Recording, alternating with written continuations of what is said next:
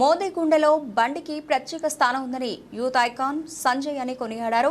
బండి స్ఫూర్తితోనే తమిళనాడులో పాదయాత్ర చేశానని, బండి సంజయ్ గెలిస్తే సామాన్యుడు గెలిచినట్లే అని తమిళనాడు బీజేపీ రాష్ట్ర అధ్యక్షులు అన్నామలై అన్నారు.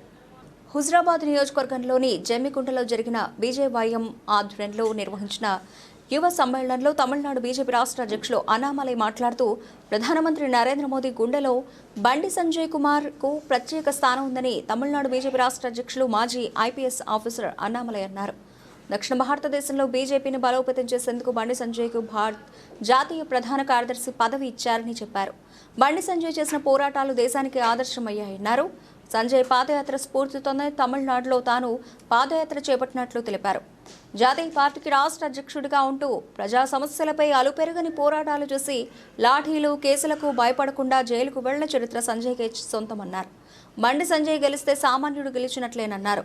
మోదీ కోసం 5 రోజులు కష్టపడండి, మోదీ మీకోసం 5 ఏళ్లు కష్టపడి సేవ చేస్తారు. బండి సంజయ్ అన్న, మేం కరీంనగర్ చూసుకుంటాం, మీరు రాష్ట్రమంతా తిరగండి, ఊరూరు తిరిగి బీజేపీని గెలిపించాలని కోరారు.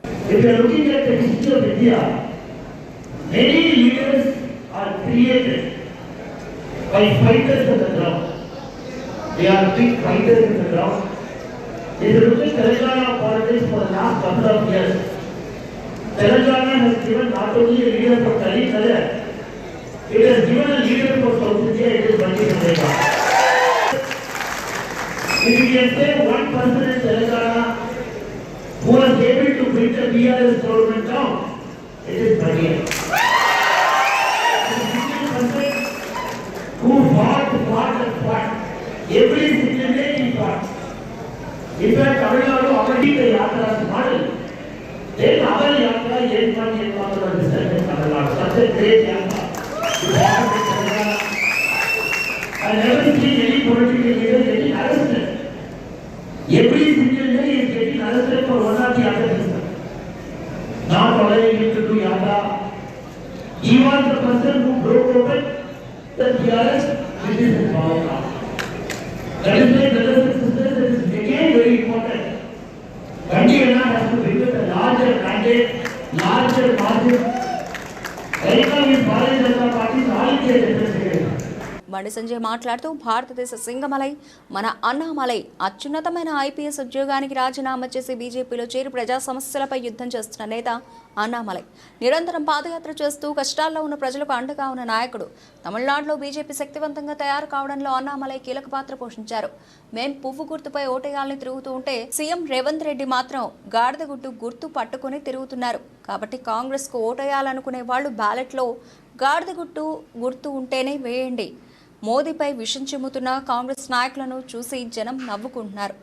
ఎన్ని కుట్రలు కుతంత్రాలు చేసినా కాంగ్రెస్ గ్రాఫ్ పెరగడం లేదు. కరీంనగర్లో ఆ పార్టీ 3వ స్థానంలో ఉంది. కాంగ్రెస్ పార్టీ 6 గ్యారెంటీలను అమలు చేస్తామని మోసం చేస్తుంది.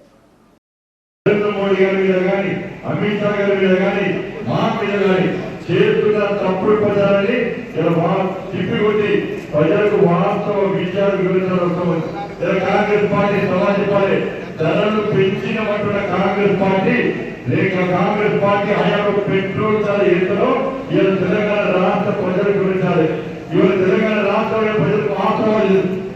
కాంగ్రెస్ పార్టీ అవినీతి పార్టీ 12 సంవత్సరాల్లో 10 సంవత్సరాల కాంగ్రెస్ పార్టీ పాలనలో గతంలో 12 లక్షల కోట్ల స్కామ్ జరిగింది. కాంగ్రెస్ పార్టీ అన్ని స్కామ్లే. కానీ 10 సంవత్సరాలు నరేంద్ర మోడీ పాలనలో ఒక్క స్కామ్ లో జరిగే ఒక అవినీతి ఆరోపణ లేని నీతివంతమైన ప్రభుత్వం నరేంద్ర మోడీ గారి ప్రభుత్వం అనే విషయాన్ని మనం ప్రజలు గురించి దయచేసి మిత్రులారా, ఎన్నికలు 13వ తారీఖు ఉన్నాయి. 13వ తారీఖు జరిగే ఎన్నికలు యువత కార్యకర్తలందరూ కూడా ఈకి వచ్చిన యువకులందరూ కూడా ఇలా ఇంటికి తిరిగి. ఎందుకంటే రేపు 6 గ్యారెంటీల విషయంలో కొట్లాడేది మనమే, మళ్ళీ జైలుకు పోవాల్సింది మనమే, కేసులకు భరించాల్సింది మనమే. అందుకే కరీంనగర్ ప్రజలు కూడా మాకు ప్రశ్నించే గుర్తు కావాలి, మా కోసం కొట్లాడే నాయకులు కావాలి, మా గురించి మాకు అండగా ఉండే మాకు భరోసా